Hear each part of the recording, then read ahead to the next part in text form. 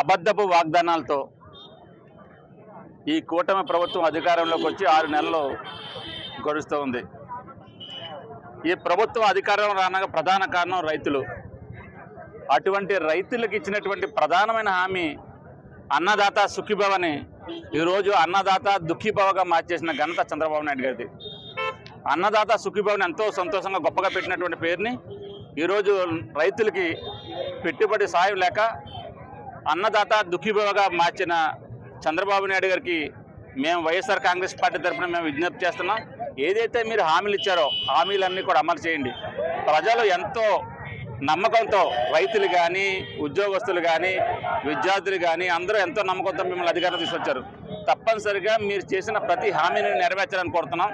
తొందరలోనే సూపర్ 6 మీద ఈ వైఎస్ఆర్ కాంగ్రెస్ పార్టీ ఉద్యమం చేస్తాను. తప్పనిసరిగా ప్రజలందరి సమక్షంలో ప్రజలందరి తరఫున వైఎస్ఆర్ కాంగ్రెస్ పార్టీ తరఫున ఉద్యమాలు చేస్తామని తెలుసుకున్నాను. ఈరోజు మా నాయకుడు జగన్మోహన్ రెడ్డి గారి పిలుపు మేరకు రాష్ట్రంలోని అన్ని జిల్లా కేంద్రాలయాల దగ్గర కలెక్టర్ గారికి మెమోరాండం జరిగింది. ఈవేళ మా పిలుపు మేరకు వేలాదిగా తరలి వచ్చినటువంటి వైఎస్ఆర్ కాంగ్రెస్ పార్టీ కార్యకర్తలకు, రైతు నాయకులకు, స్థానిక కోఆర్డినేటర్ అందరూ కూడా హృదయపూర్వక ధన్యవాదాలు తెలియజేసుకున్నాం. ఈ రోజు రాష్ట్ర ప్రజలందరూ కూడా ఎంతో నమ్మకంతో కూటమి ప్రభుత్వాన్ని ఎన్నుకోవడం జరిగింది. కూటమి ప్రభుత్వం ఎల్లప్పుడూ ముందులాగే చంద్రబాబు నాయుడు గారు చెప్పిన వాగ్దానాలు అన్ని తప్పుడు వాగ్దానాలు, అబద్ధపు వాగ్దానాలు అనేది ఈరోజు స్పష్టంగా తెలుస్తుంది మనకి. ముఖ్యంగా ఏంటంటే రైతులకి న్యాయం చేయడం లేదు.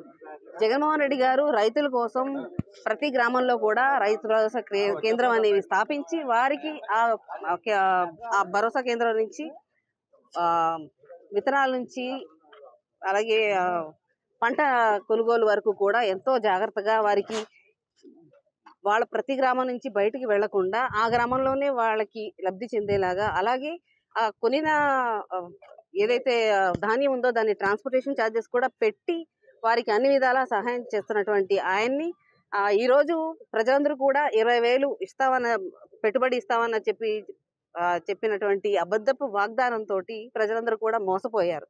ఇప్పుడు ఆ వాగ్దానాలు ఏదైతే వాళ్ళు సూపర్ 6 అనే ఒక ఎజెండాతో ముందుకొచ్చి ఈ గవర్నమెంట్ ని వాళ్ళు స్థాపించారో దాని ప్రకారం మేము ఇవన్నీ కూడా మీరు వెంటనే అమలు చేయాలని, అలాగే రైతులకు కూడా న్యాయం చేయాలని, వారికి ఇన్పుట్ సబ్సిడీ కానీ లేదనుకుంటే వాళ్ళకి పంట నష్టపరిహారం కానీ అన్నీ కూడా వాళ్ళకి అందాలని చెప్పేసి మేమందరం డిమాండ్ చేయడం జరిగిందండి.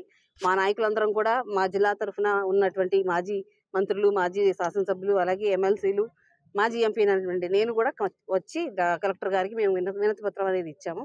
జగన్మోహన్ రెడ్డి గారి పిలుపు మేరకు రైతులకి అన్యాయం జరగకూడదు అని చెప్పడం ద్వారా వారు 6 నెలల్లో ఎటువంటి సంక్షేమం కానీ ఎటువంటి అభివృద్ధి కానీ చేయలేదు కాబట్టి మేము ముందుకు వచ్చి మా గొంతుని మేము వినిపించాల్సిన పరిస్థితి వచ్చింది కాబట్టి మేము ఈ రోజు కలెక్టర్ ఆఫీస్ లో నుంచి మేము వినతి పత్రం అనేది ఇవ్వడం జరిగింది. మరిన్ని వీడియోస్ కోసం ఛానల్ ని సబ్స్క్రైబ్ చేయండి. లేటెస్ట్ అప్డేట్స్ కోసం వాట్సాప్ ఛానల్ ని ఫాలో అవ్వండి. ఆ లింక్ డిస్క్రిప్షన్ లో ఉంది.